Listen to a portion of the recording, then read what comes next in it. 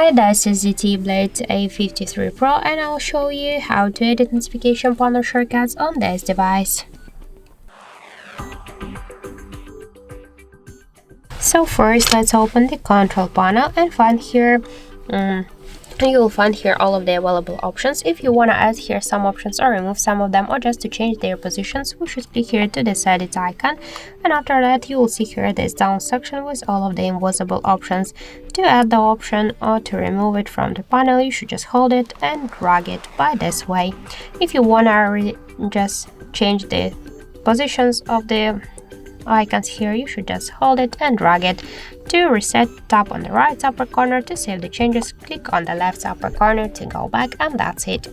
So thank you for watching, and if you find this video helpful, leave thumbs up and subscribe.